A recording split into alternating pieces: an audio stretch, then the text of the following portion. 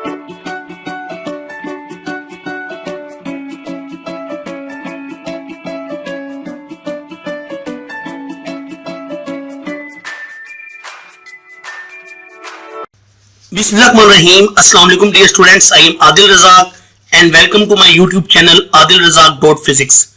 Dear students, आज मैं FSC part 1 का जो FLP है इसको हम बोलते हैं full book paper, full length paper, full book paper जो 85 मार्क्स का होता है वो मैं आज आप बच्चों के साथ डिस्कस करूंगा कि हम किस तरह से हमें बोर्ड के अंदर पेपर सॉल्व करना है। और जो एक पेपर मैंने अपना बनाया है आखिरी, आप उसको एज अ गेस्ट पेपर भी समझ सकते हो और आप उस पेपर से अपनी रिवीजन भी कर सकते हो। तो इस वीडियो लेक्चर में मैं आपको पूरा पेपर रिव्यू करना बताऊंगा, आपके साथ डिस्कस करूंगा MCQ, short question, long, numerical, और मैं आपको ये बताऊंगा कि how to solve paper to be a topper. कि अगर आपने एफएससी पार्ट 1 में टॉप करना है तो आपको साइंसेस के पेपर किस तरह से सॉल्व करने हैं। तो मैं आपको मिसाल दूंगा फिजिक्स के पेपर से, लेकिन जितने भी मैं आपको असूल या टिप्स एंड ट्रिक्स बताऊंगा ये आपने याद रख के बाकी सब्जेक्ट्स के ऊपर भी आपने अप्लाई करने हैं। तो डियर स्टूडेंट, मैं आपके साथ एक टॉपर का पेपर भी जो है रिव्यू करूंगा। उस पेपर को मैंने चेक किया है, उसके अंदर कुछ सर्टेन मिस्टेक्स थी, वो भी मैं आपके साथ डिस्कस करूंगा कि आप बच्चों ने वो मिस्टेक्स नहीं करनी। तो किस तरह से एक टॉपर वाला पेपर होना चाहिए, पेपर के अंदर क्या लवाजमात होने चाहिए, ये तमाम चीजें हम इस मुख्तसर वीडियो लेक्चर में डिस्कस करेंगे। सबसे पहले मैं आपको एमसीक्यू सॉल्व करवाऊंगा और फिर सब्जेक्टिव सेक्शन हम सॉल्व करेंगे। तो सबसे पहले हम बढ़ते हैं ऑब्जेक्टिव सेक्शन की जानिब। स्टूडेंट, ये आपके सामने ऑब्जेक्टिव पेपर आ गया है। तो सबसे पहले हम इस ऑब्जेक्टिव पेपर को सॉल्व करेंगे, तो आपने मेरी बातों को बहुत ध्यान और तवज्जो से सुनना है। तो ये देखिए जी, सबसे पहले आपके पास है the system international is built up from. तो ये जी आपकी बुक की लाइन है, ये आपने याद रखना है, आप अपनी बुक से देख भी सकते हो। एसआई यूनिट वाला जो टॉपिक है आपका, तो ये है जी 3 काइंड ऑफ यूनिट्स। तो system international 3 kind of unit से जो है वो बना हुआ है, उसमें बेस, डिराइव्ड और सप्लीमेंट्री यूनिट्स हैं। Light year can be considered as, तो लाइट ईयर जो है ये है यूनिट ऑफ लेंथ, भूलना नहीं है, बहुत इंपॉर्टेंट एमसीक्यू है ये वाला भी, light year. Square of a vector is, square of a vector जो है ये होती है स्केलर क्वांटिटी। और ये कब पता चलेगी? जब आप एक वेक्टर का डॉट प्रोडक्ट लेते हो। जब आप एक वेक्टर का डॉट प्रोडक्ट लोगे तो ये आपके पास एक स्केलर क्वांटिटी आएगी, ये आपने याद रखना है। Okay, when a scalar is multiplied by a vector it changes. तो देखें, जब भी आप किसी स्केलर को किसी वेक्टर से मल्टीप्लाई करते हैं तो इससे इसकी डायरेक्शन और इसका मैग्नीट्यूड दोनों चेंज हो सकते हैं। देखें, अब आप कह रहे होंगे कि अगर वो नंबर पॉजिटिव हो तो फिर दो डायरेक्शन चेंज नहीं होगी, लेकिन अगर वो नंबर नेगेटिव हो तो फिर डायरेक्शन चेंज होगी। आपकी बात ठीक है, लेकिन इंपॉर्टेंट बात यह है कि यहां ऐसा कुछ बताया नहीं हुआ कि स्केलर पॉजिटिव है या नेगेटिव है। तो इसीलिए हम यहां पर जो बेस्ट ऑप्शन है वो है बोथ डायरेक्शन एंड मैग्नीट्यूड। हम इस ऑप्शन को जो है वो टिक करेंगे और यही हमारा राइट आंसर बनेगा। इसके बाद इन SI units newton second can be written as. तो देखें जी, न्यूटन होता है आपके पास KG metre per second square, साथ मल्टीप्लाई बाय आ गया सेकंड। तो देखें जी, इससे ये एक कट जाएगा तो आपके पास आंसर आ जाएगा केजी मीटर पर सेकंड। तो आप देख सकते हो कि जो अल्फा ऑप्शन है यहां पर ये राइट ऑप्शन है। The escape velocity on the surface of moon is. तो सरफेस ऑफ मून पर जो एस्केप वेलोसिटी होती है उसकी वैल्यू होती है वी एस्केप मून 2.4 किलोमीटर पर सेकंड। तो आप देख सकते हैं कि यहां पर कौन सी ऑप्शन आती है, लेस देन 11 किलोमीटर पर सेकंड। जो आपके पास एस्केप वेलोसिटी अर्थ की है वो होती है approximate 11 kilometre per second. Next, relation A is equal to R alpha is applicable to. तो ये रिलेशन जो है ये सर्कुलर मोशन के अंदर होता है, सिर्फ ये एंगुलर मोशन में नहीं, आप इसको सर्कुलर मोशन पे टिक लगाओगे। Okay, in an elevator moving upward with constant velocity. देखिए, इंपॉर्टेंट चीज क्या आ गई है, कांस्टेंट वेलोसिटी। अगर वेलोसिटी कांस्टेंट होगी तो weight of an astronaut will. तो देखें जी, एस्ट्रोनॉट का जो वेट है वो बिल्कुल भी चेंज नहीं होगा क्योंकि वेलोसिटी यूनिफॉर्म है। वेट तब चेंज होता है जब आपके पास एक्सेलरेटिंग सिस्टम हो। दोबारा से मेरी बात सुन लें कि वेट तब चेंज होता है जब एक्सेलरेटिंग सिस्टम हो, या एक्सेलरेट अपवर्ड हो या एक्सेलरेट डाउनवर्ड हो। अगर कांस्टेंट वेलोसिटी आ गया तो no change. A blood pressure of 100 torque in newton per metre square will be. तो देखें जी, आपको पता है कि जो एक टॉर होता है ये होता है आपके पास 133.3। अब आप दोनों साइडों पे 100 से मल्टीप्लाई करें तो आंसर आ जाएगा डेल्टा 13,330। तो ये Newton per metre square answer बन जाएगा। At resonance position the energy transfer by driving sources, तो ये जी मैक्सिमम है, याद रखिएगा। ओके, इसके बाद 0.61 metre per second increase in the speed of sound for 1 degree rise in temperature is valid when, तो ये तब वैलिड होता है जब आपके पास टेम्परेचर 0 डिग्री सेल्सियस और 100 डिग्री सेल्सियस के दरमियान हो, मतलब इनके इन बिटवीन टेम्परेचर होना चाहिए, तब ये वैलिड होता है। तो इसीलिए temperature is not far from 0 degree Celsius. तो ये इसकी जो है वो राइट ऑप्शन बनेगी। याद रखें, ये एमसीक्यू भी इंतहाई अहम है। Frequency of harmonic series in a string is determined by, तो देखें जी ये फॉर्मूला होता है F is equal to 1/2L under root F/m, जबकि जो m है ये है मास पर यूनिट लेंथ। तो ये देखें जी ये F की जगह आप टेंशन भी लिख सकते हैं, बात एक ही है, फोर्स टेंशन। तो यहां पर जो राइट ऑप्शन बनेगा वो बनेगा delta all of the above. इसके बाद हम आगे बढ़ते हैं। Two sources will be coherent when, तो कोहेरेंट सोर्सेज के लिए उनका मोनोक्रोमेटिक होना भी जरूरी है, कांस्टेंट फेज डिफरेंस भी होना जरूरी है। तो बोथ A एंड B जो है वो इसका राइट ऑप्शन बनेगा। Okay, resolving power of compound microscope depend upon, तो कंपाउंड माइक्रोस्कोप की जो रिजॉल्विंग पावर होती है वो सिर्फ डिपेंड करती है डायमीटर ऑफ ऑब्जेक्टिव, या हम इसको बोलते हैं विड्थ ऑफ ऑब्जेक्टिव लेंस। तो राइट ऑप्शन आपके पास बन गई B option. Careful manufacturing of optical fibre can reduce power loss due to, तो यहां पर आएगा जी both A and B, scattering and absorption. ये दोनों जो है हम ये केयरफुल मैन्युफैक्चर से हम दूर कर सकते हैं। Essential requirement for the working of heat engine is, तो ये जी ऑल ऑफ द अबव। ये तीनों ही जो है आपके पास हॉट बॉडी भी होनी चाहिए, कोल्ड बॉडी भी, वर्किंग सब्सटेंस भी। तो सही ऑप्शन आ गया जी all of the above, delta option जहां पे जो है वो सही है। क्लाउड फॉर्मेशन, ये वंस अगेन जी बहुत इंपॉर्टेंट एमसीक्यू है। Cloud formation in atmosphere is due to, तो ये होता है ड्यू टू एडियाबैटिक एक्सपेंशन। याद रखिएगा ये जो बादलों का बनना है ये क्लाउड फॉर्मेशन जो है ये एडियाबैटिक एक्सपेंशन की वजह से होती है। तो राइट ऑप्शन बन गया इसका अल्फा। तो डियर स्टूडेंट ये थे जी हमारे पास 17 एमसीक्यूज। ये मैं आपको एक दफा दोबारा दिखा देता हूं, आप चाहे तो आप इनका स्क्रीनशॉट ले सकते हो। डियर स्टूडेंट आप इनका स्क्रीनशॉट लेके इनको एज प्रैक्टिस के तौर पे इस्तेमाल कर सकते हो और इंशाल्लाह अल्लाह पाक से दुआ है कि इनमें से कोई एमसीक्यूज जो हैं वो आपको फाइनल पेपर के अंदर भी आ जाए। तो ये देखिए जी आप इसका स्क्रीनशॉट ले लें, इसको नोट डाउन कर लें। ये 17 एमसीक्यू आ गए। अब डियर स्टूडेंट हम बात करते हैं सब्जेक्टिव सेक्शन। तो ये पेपर से पहले जी मैं कुछ इंस्ट्रक्शंस लाजमी बच्चों को लिख के देता हूं।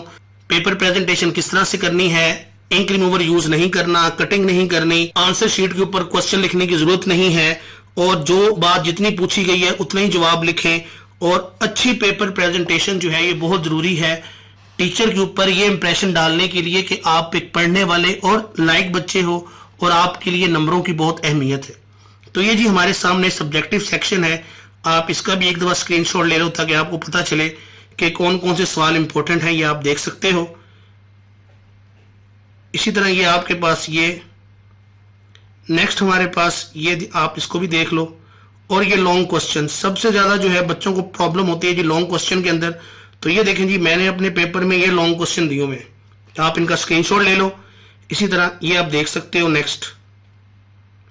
तो ये जनाब मैंने जो है वो बच्चों को जो है ये लॉन्ग क्वेश्चंस मैंने ये दिए हैं, न्यूमेरिकल ये दिए हैं, मेरे अकॉर्डिंग ये चीजें ज्यादा इंपॉर्टेंट हैं तो आप इनको एक दफा देख लेना। अब मैं आपके साथ इस पेपर का सोल्यूशन जो है वो डिस्कस करूंगा, जो कि एक टॉपर स्टूडेंट ने पेपर सॉल्व किया है और बहुत ही अच्छा सॉल्व किया है। उसके अंदर कुछ गलतियां खामियां हैं वो भी मैं आपके साथ डिस्कस करूंगा। तो अब हम बढ़ते हैं इस पेपर के सोल्यूशन की जानिब, सब्जेक्टिव, लॉन्ग एंड न्यूमेरिकल की जानिब। डियर स्टूडेंट्स अब हम डिस्कस करने जा रहे हैं उस एफएलपी का सोल्यूशन। तो आपने मेरे साथ साथ चीजों को नोट करना है। ये पेपर जो है एक टॉपर स्टूडेंट का है तो हमने अपने पेपर को भी एनालिसिस करना है और हमने इसको भी देखना है कि दोनों में गैप कहां पे है। एक टॉपर स्टूडेंट और एक एवरेज स्टूडेंट और एक दूसरे स्टूडेंट में फर्क क्या है, इनकी पेपर प्रेजेंटेशन में, इनका जवाब लिखने का स्टाइल, इनका पेपर को ब्यूटीफुल करने का स्टाइल, वो सब चीजें कौन सी हैं जो हम कहीं ना कहीं नहीं कर रहे और हम नुकसान उठा रहे हैं। तो देखिए जी सबसे पहले हम स्टार्ट करते हैं subjective part, question number 2 short answers. तो सबसे पहले आपने जिस चीज को देखना है वो ये है कि पेपर की स्टार्टिंग कैसे करनी है, हेडिंग्स आपने किस तरह से देनी है। सबसे पहले तो ये आपके पास हेडिंग का स्टाइल आ गया। उसके बाद जनाब देखें जी, पहला शॉर्ट क्वेश्चन था, write down the drawback of time period of simple pendulum to use it as ideal standard. तो देखें जी उन्होंने क्या किया, उन्होंने नंबरिंग दी है।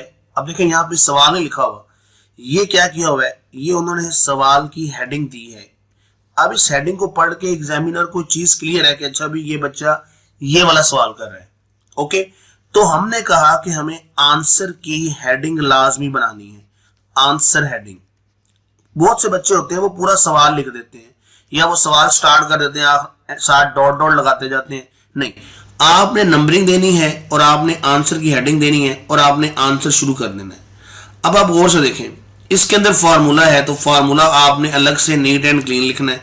फिर देखें जी इसके अंदर डिपेंडेंस है इस सवाल के अंदर, तो देखिए उन्होंने डिपेंडेंस अलग अलग लिखी है कि टाइम पीरियड डायरेक्टली प्रोपोर्शनल है √L के और टाइम पीरियड इनवर्सली प्रोपोर्शनल है 1/√G के। तो ये आप देख सकते हो। फिर यहाँ पर उन्होंने बताया कि जी यहाँ मसला ये है कि length can very with temperature. ये देखें, ये लॉजिक है, अलग अलग उन्होंने साथ मिक्स नहीं किया। हेडिंग्स दी हैं, ये आप देख सकते हो कि उन्होंने चीजें यहाँ मिक्स नहीं की, उन्होंने प्रॉपर हेडिंग दी है। यहाँ पर ये उन्होंने बनाया डॉट, मतलब ये थोड़ा सा गहरा अगर हो जाए तो कोई इशू नहीं है, ताकि चीज क्लियर हो जाए। उसके बाद द वैल्यू ऑफ G। तो बेटा आप इस सवाल का स्क्रीनशॉट भी ले सकते हो कि इन्होंने क्या जवाब लिखा है और मेरा क्या जवाब है, तो आप इस जवाब को भी लिख सकते हो। ये जवाब बिल्कुल ठीक है कि G की वैल्यू एल्टीट्यूड के साथ से चेंज होती है। मोर ओवर साथ फ्रिक्शनल इफेक्ट भी आ गया। तो देखें जी ये सवाल के नंबर इनको 2 मिल गए। Velocity direction if as equal to constant. सवाल ये है, can a body reverse the direction of its velocity if its acceleration is constant. Chapter number 3 का शॉर्ट क्वेश्चन है ये आपके सामने। तो देखो पहली बात ये है, कैन हो सकता है नहीं हो सकता, उन्होंने उसको मार्कर के साथ लिखा है कि हाँ भाई ये चीज हो सकती नहीं हो सकती। तो जो भी चीज इस तरह के सवाल आते हैं कि हाँ भाई ये मुमकिन है या नहीं है, तो आपने पहले यस और नो में लाजमी आंसर करना है। और देखिए उन्होंने उसको मार्कर के साथ लिखा हुआ है, yes a body can reverse its velocity when acceleration is constant. ये आप देख सकते हो। जो मेन वर्ड था उसको उन्होंने मार्कर के साथ लिखा हुआ है, ठीक है। ये देखें जी, इसको मार्कर के साथ लिखा हुआ है। और ये देखें, this is very good thing, उन्होंने अपने आंसर को सपोर्ट करने के लिए डायग्राम बनाई हुई है। अब ये डायग्राम टीचर देख के ये अंदाजा लगाता है कि ठीक है भाई एक बॉडी जो है वो नीचे से ऊपर जा रही है, ये आप देख सकते हो। अगर आप नीचे से ऊपर वाली वेलोसिटी लेते हो पॉजिटिव, तो हाईएस्ट पॉइंट पर जाकर वेलोसिटी क्या हो जाती है 0, ये मैंने यहाँ मेंशन किया हुआ है। और जब नीचे आएगी तो वेलोसिटी की डायरेक्शन क्या हो जाएगी, नेगेटिव। इस सारी गेम के अंदर A = G = क्या है, वो कांस्टेंट। तो अगर एक्सेलरेशन कांस्टेंट होती है तो आपके पास वेलोसिटी अपनी डायरेक्शन चेंज कर सकती है। अच्छा, अब यहाँ भी एक इशू है, बहुत से बच्चे कहते हैं जी ये नीचे से ऊपर जाते हुए पॉजिटिव लिए। अगर आप नीचे से ऊपर जाते हुए आप नेगेटिव लोगे, ये नीचे से ऊपर जाते हुए, तो जब ऊपर से नीचे आएगी तो वो पॉजिटिव हो जाएगी। डायरेक्शन प्योरली रिलेटिव होती है। तो ये हमारी मर्जी है कि हम इसको किस तरह से देखते हैं। अगर हम इसको इस तरह से देख रहे हैं तो नीचे से ऊपर जाते हुए पॉजिटिव, तो ऊपर नीचे आते हुए नेगेटिव। अगर हम ऐसे देख रहे हैं कि नीचे से ऊपर जाते हुए नेगेटिव, तो ऊपर से नीचे आते हुए क्या होगी, वो होगी पॉजिटिव। अगला जो सवाल है जी वो आपके सामने देखें जी, कौन सा है, इम्पल्स। डेफिनेशन आ गई उसका, मैथमेटिकल फार्मूले की देखें, हेडिंग दे के लिखा हुआ है। यूनिट देखें जी, हेडिंग दे के लिखा हुआ है। इम्पल्स एंड मोमेंटम, इनके दरमियान रिलेशन। अगर यहाँ पर आ जाए रिलेशन बिटवीन, अगर यहाँ पर वर्ड आ जाता रिलेशन बिटवीन तो ये ज़्यादा अच्छा था, ठीक है। Relation between impulse and momentum. तो देखें जी यहाँ पर डिटेल में उन्होंने एक्सप्लेन किया हुआ है। सबसे अच्छी जो चीज़ उन्होंने यहाँ पे लिखी है वो ये कंक्लूजन है कि भाई देखें कंक्लूजन में उन्होंने क्या लिखा है कि impulse is equal to change in momentum. तो ये जो चीज़ है ये बहुत ही अच्छी है और ये लाजमी कीजिएगा। बहुत से बच्चे क्या करते हैं, वो सिर्फ इतना काम करके छोड़ देते हैं, रिलेशन बना दिया और आगे कंक्लूजन नहीं लिखते। तो कंक्लूजन आपने लाजमी लिखनी है कि इम्पल्स का मोमेंटम के साथ क्या रिलेशन है। उसके बाद जी ये एक्सरसाइज का शॉर्ट क्वेश्चन है चैप्टर नंबर 3 का कि किन पॉइंट्स पर प्रोजेक्टाइल की वेलोसिटी मैक्सिमम होती है, किन पर मिनिमम होती है। तो देखें जनाब, हेडिंग आ गई सवाल की। अब वेलोसिटी कहाँ मैक्सिमम है ये एक्सप्लेन किया हुआ है, रीजन एक्सप्लेन किया कि भाई होती ही क्यों है। Very good. देखें साथ उन्होंने अपने स्पोर्ट के लिए मैथमेटिकल फार्मूला लिखा हुआ है, बहुत अच्छी चीज़ है ये। उसके बाद जी वेलोसिटी मिनिमम कहाँ होती है, तो देखें जी उन्होंने मैक्सिमम हाइट पर लिखा है और साथ उन्होंने उसको अंडरलाइन किया हुआ है कि ये मेन वर्ड है कि मैक्सिमम हाइट पर वेलोसिटी का मैग्नीट्यूड मिनिमम होता है। फिर उन्होंने सारा रीजन भी लिखी है कि भाई क्यों होता क्यों है। तो उन्होंने कहा देखें जी यहाँ पर जो वर्टिकल कंपोनेंट ऑफ वेलोसिटी है वो क्या हो जाता है, वो जीरो हो जाता है। तो देखें कितने अच्छे अंदाज से इस बच्चे ने इस सवाल का जवाब दिया हुआ है। तो ये चीज बहुत ही पॉजिटिव है और साथ मैथमेटिकल फॉर्मूला भी लिख दिया और देखें कितनी अगली पॉजिटिव चीज, साथ ग्राफ भी बना दिया। अब टीचर का कोई एतराज रहा नहीं, उसको मैथमेटिकल फॉर्म मिल गए, उसको लॉजिक मिल गए और आंसर को सपोर्ट करने के लिए उसको डायग्राम मिल गई। और ये डायग्राम बिल्कुल ठीक है, ये आप देख सकते हैं कि V मैक्सिमम एट P। अब ये क्या है, ये है पॉइंट ऑफ प्रोजेक्शन। अगर आप साथ लिखना चाहते हो तो आप लिख सकते हो, ये पॉइंट ऑफ प्रोजेक्शन है। ये है देखें मैक्सिमम हाइट, ये H मैक्स आ गया और ये आ गया आपके पास स्ट्राइकिंग पॉइंट, या आप इसको लैंडिंग पॉइंट कह सकते हैं, एक ही बात है। ओके, इसके बाद जी E is equal to MC square dimensionally consistent, ये वही सवाल है। हेडिंग आ गई आपके पास E is equal to MC square using left hand side right hand side. तो देखें जी वाई वर्क एनर्जी प्रिंसिपल, जो यूनिट एनर्जी का होता है वही वर्क का होता है और साथ उन्होंने जो है फॉर्मूला लिख दिया, प्रॉपर डिटेल में एक्सप्लेन किया। ठीक है, तो देखें जी वंस अगेन कंक्लूजन देखें लाजमी लिख रहा है बच्चा। क्यों लिख रहा है, क्योंकि पूछा गया है। तो कंक्लूजन में ये है कि भाई वाकई ही जो E is equal to MC square है ये डायमेंशनली कंसिस्टेंट है, डायमेंशनली करेक्ट है।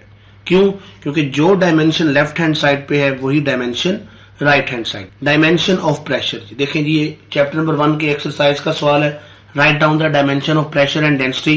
तो ये आप देख सकते हैं जी, इस बच्चे ने वंस अगेन हेडिंग्स दे के खूबसूरत अंदाज में बहुत ही अच्छे तरीके से इसको सॉल्व किया हुआ है। ये सवाल है जी CP ज्यादा होता है CV से, रीजन क्या है। देखें CP greater than CV, reason. ठीक है, यहाँ पे अभी भी लिख सकते हैं कि CP is greater than CV, ये ऐसे करके भी आप इसकी हेडिंग बना सकते हो। ठीक है, CP is greater than CV, ये भी बन सकती है। ठीक है, yes. Molar specific heat at constant pressure greater than molar specific heat at constant volume. Reason क्या है कि भाई कांस्टेंट वॉल्यूम के ऊपर जो है वर्क नहीं होता और कांस्टेंट प्रेशर के ऊपर वर्क डन होता है। ये देखें डिटेल में एक्सप्लेन किया हुआ है, कितना अच्छा काम किया हुआ है। ये देखें एक एक चीज, ठीक है। और साथ देखें ये उन्होंने क्या किया हुआ है, यहाँ पर ये पॉइंट्स बनाए हुए हैं ताकि टीचर डायरेक्ट जाके देखे, उसको पता चले कि भाई यहाँ पर molar specific heat at constant pressure की बात हुई है और यहाँ पर molar specific heat at constant volume की बात हो रही है। फिर जी रेडियन एंड स्टेरेडियन वाला सवाल था, बहुत इंपॉर्टेंट सवाल है। ये देखें जी उन्होंने डायग्राम बनाई हुई है, प्रॉपर एक्सप्लेन किया हुआ है, 2 मार्क्स मिल गए उनको। ये जी एक सेक्शन कंप्लीट हो गया।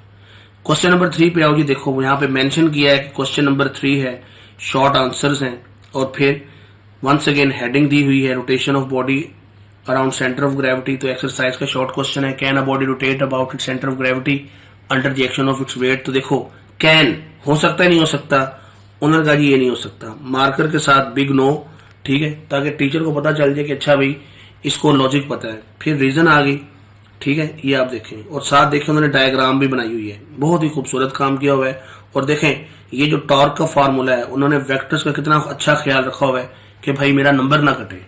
तो ये चीज आती है प्रैक्टिस से, ये है परफेक्शन। और परफेक्शन कैसे आती है कि भाई आप बार बार काम करें। ओके, तो बार बार काम अब आप कैसे कर सकते हो, आप लिख लिख के प्रैक्टिस कर सकते हो। Close polygon of vector sum, once again देखें जी ये क्लोज शेप है जिसके अंदर वेक्टर सम जो है वो 0 है, रिजल्टेंट वेक्टर यहाँ पे नहीं है। Okay, characteristics of dot product, ये आप देख सकते हो, डॉट प्रोडक्ट के कैरेक्टरिस्टिक्स उन्होंने लिखे हुए हैं। ठीक है, ये देखें जी possession of 1 joule of potential energy. तो देखें जी उन्होंने इसको केसेस के साथ एक्सप्लेन किया हुआ है कि यहाँ पर कौन से केसेस बनते हैं, ये देखें डिटेल में। ओके, और ये चीज लाजमी चाहिए कि भाई आपके पास जो है यहाँ पर ना ये हेडिंग है, ये 0 नहीं है, ये बच्चे ने ना यहाँ पे ऐसे कर दिया है, तो यहाँ पर ये हेडिंग है।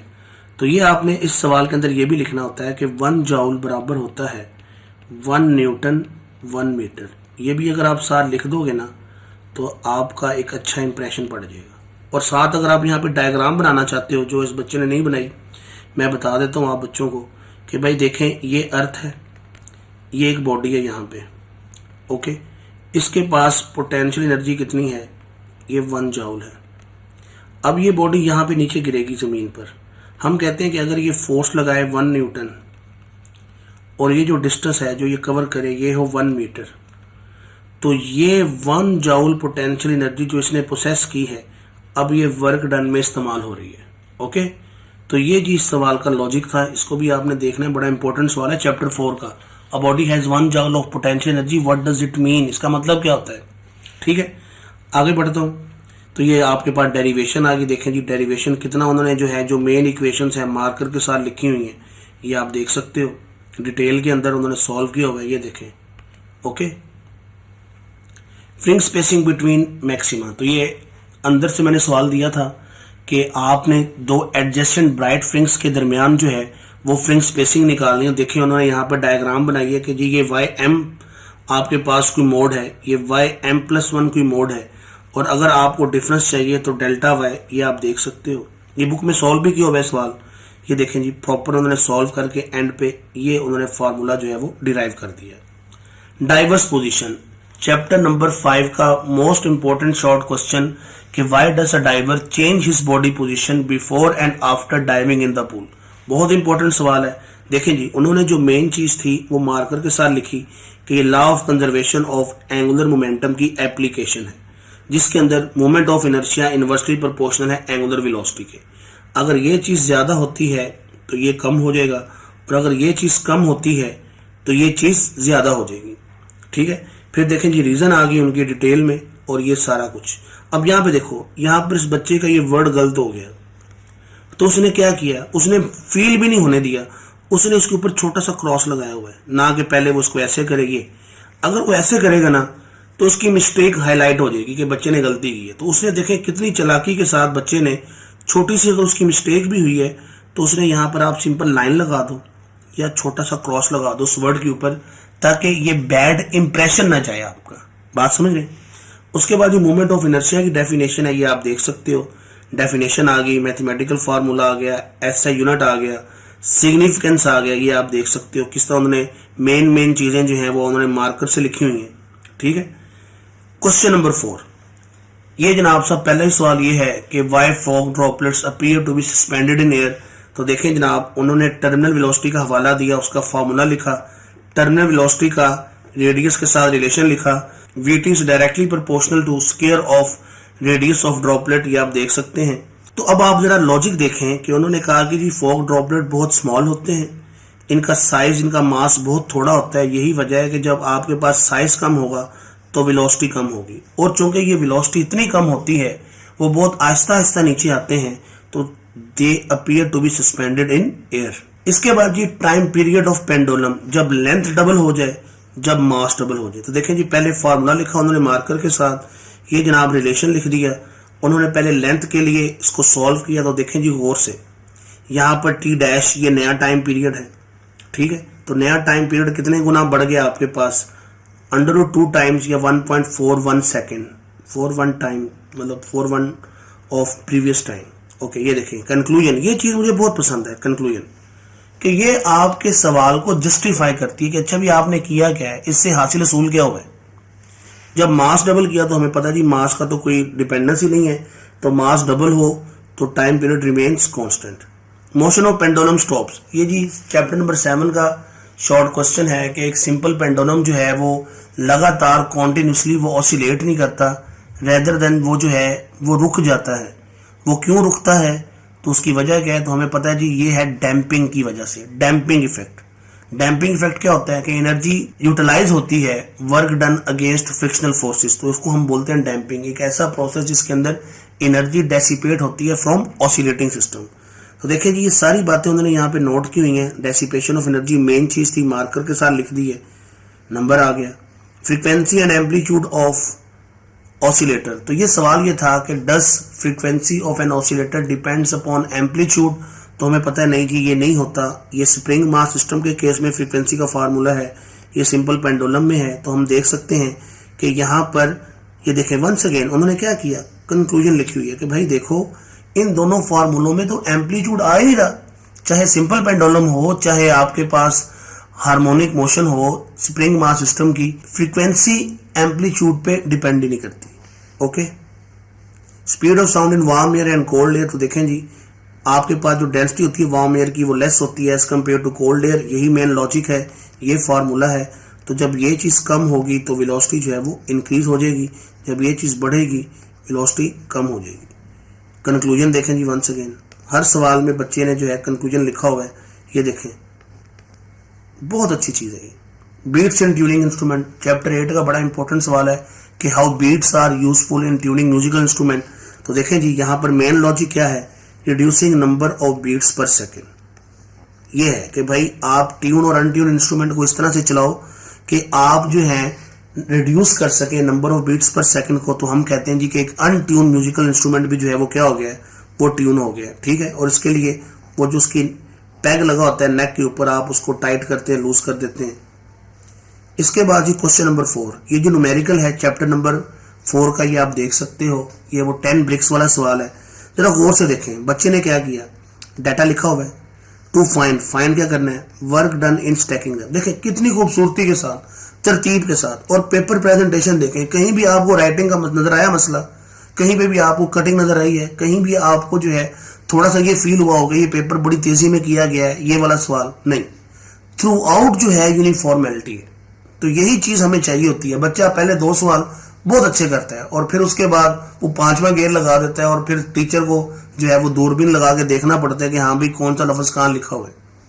तो देखें जी सोल्यूशन आ गया, डायग्राम मेरे बच्चे ने बनाई है, देखें कितना खूबसूरत काम किया हुआ है। और W इक्वल टू ये फार्मूला आ गया, H टोटल निकाला है जी उन्होंने, 45H आ गया, फार्मूला पुट किया और देखें गौर से जो आंसर आया उसको उन्होंने डब्बे के अंदर मार्कर के साथ कैद कर दिया और शो किया कि भाई ये मेरा मेन आंसर है। ठीक है, ये आप देख सकते हो, नंबर पूरे मिल गए। Vector addition by rectangular component, सबसे पहले देखें उन्होंने डायग्राम बनाई है डब्बे के अंदर, देखें गौर से देखें कितनी खूबसूरत डायग्राम बनाई है। हमारे यहाँ बच्चे डायग्राम ही जो है वो ठीक नहीं बनाते। ठीक है, और उसके बाद ये प्रेजेंटेशन देखें डायग्राम की, गौर से देख लें, स्क्रीन के सामने है, इसका बेशक स्क्रीनशॉट ले लो। ये वो सवाल है जो बोर्ड में 12 दफा है, तो इस दफा भी आने के चांसेस हैं। तो ये आपके सामने है, आप इसको देख सकते हो, स्टेप्स लिखे हुए हैं, वही जो बच्चों को तरीका सिखाया हुआ है किस तरह से ये सवाल हल करना है, ये आपने किया हुआ है, ये आप देख सकते हो, मैग्नीट्यूड, डायरेक्शन, उसके बाद क्वाड्रेंट, ईच एंड एवरीथिंग। तो देखो जी 5 नंबर इस बच्चे को पूरे मिले क्योंकि काम ठीक था। उसके बाद ये न्यूमेरिकल, इस न्यूमेरिकल में बच्चे ने छोटी सी गलती की हुई है, वो मैं आपके साथ डिस्कस करूंगा।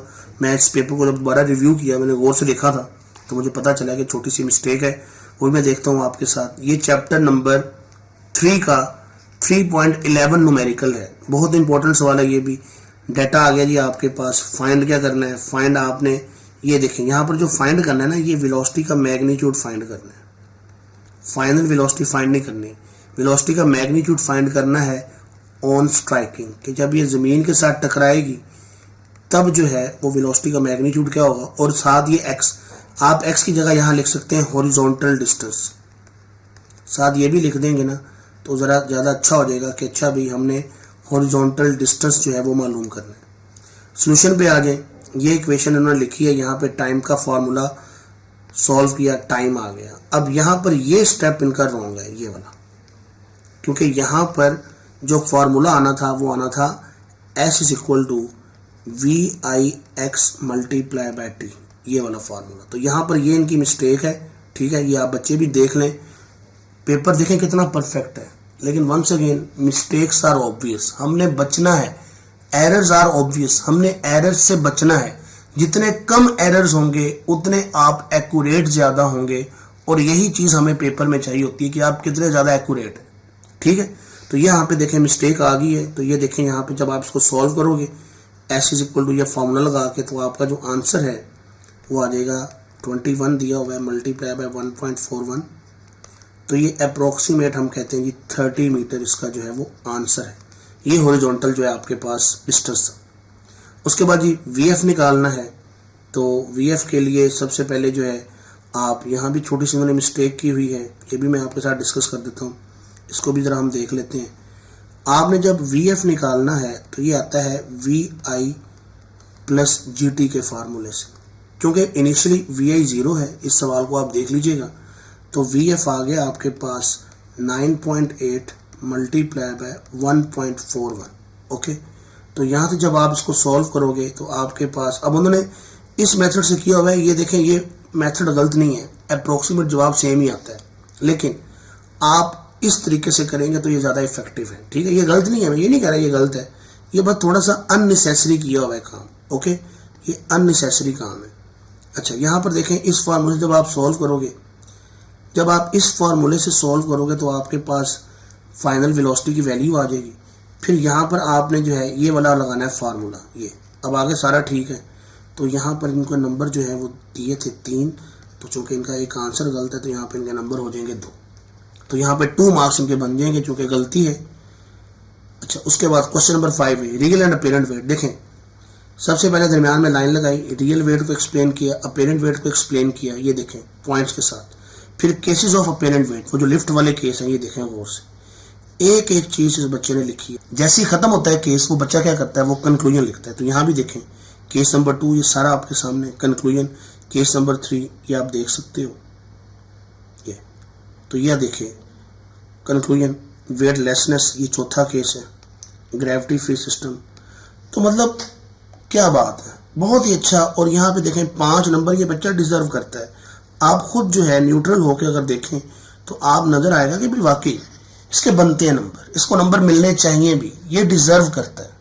ओके, अब आगे इसके बाद ये न्यूमेरिकल है, ये चैप्टर नंबर 6 का बड़ा इंपॉर्टेंट न्यूमेरिकल है। How large must a heating duct, ये वाला सवाल है। आई थिंक 6.7 न्यूमेरिकल होगा, आप इसको जाके चेक कर लीजिएगा। तो ये भी सवाल बड़ा इंपॉर्टेंट है, 12 दफ़ा है। तो ये देखें जी, डाटा लिख दिया, जो फाइंड करना है, सोल्यूशन में फार्मूला आ गया, डिटेल एक एक चीज़ आ गई। और ये देखें, ठीक है, आंसर ये आता है, लेकिन बुक पे आंसर चूंकि ये है तो उन्होंने उसको मीटर को सेंटीमीटर में कन्वर्ट किया हुआ है। डॉप्लर इफेक्ट ये आपके सामने आ गया जी, इंट्रोडक्शन आ गया डॉप्लर इफेक्ट का। उसके बाद केसेस आ गए, ये आपके सामने सारे केसेस हैं, ठीक है जी। 4 इसके केस हैं, ये आप देख सकते हो किस तरह बच्चे ने डिटेल में एक्सप्लेन किए हुए हैं सारे केसेस, ये देखें, ठीक है। तो ये जनाब इसके भी आगे 5 नंबर। तो ये डियर स्टूडेंट हमारे पास एक पेपर था जिसको मैंने डिटेल में आपके साथ डिस्कस किया है। और आपने इस पेपर के अंदर क्या क्या अच्छी चीज़ें देखी वो आप हमें कमेंट सेक्शन में बता भी सकते हैं कि भाई इस पेपर के अंदर ये अच्छी चीज़ें, ये पॉजिटिव चीज़ें थी जो हमें नज़र आई हैं।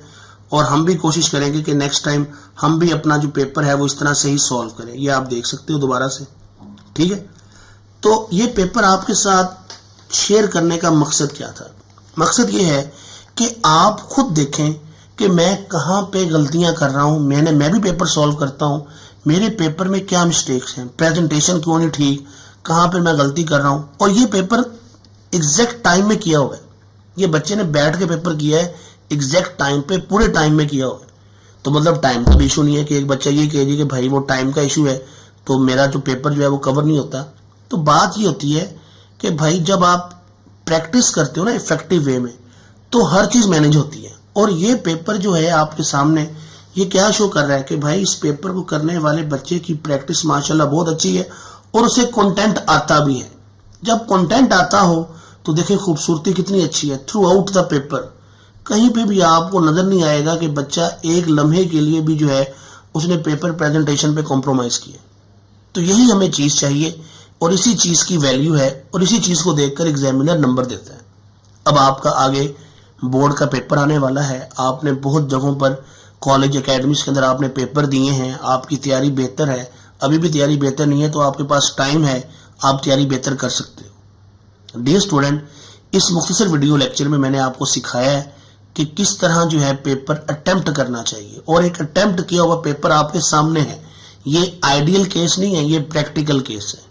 अच्छी अच्छी बातें करना, बच्चों को ये कहना ये करो वो करो, हाशिया लगाओ, आप खुद देख रहे हैं कि उसने हाशिया लगाया है, लाइन लगाई हुई है, उसने मार्कर के साथ हाईलाइट किया हुआ है, सारा कुछ किया हुआ है।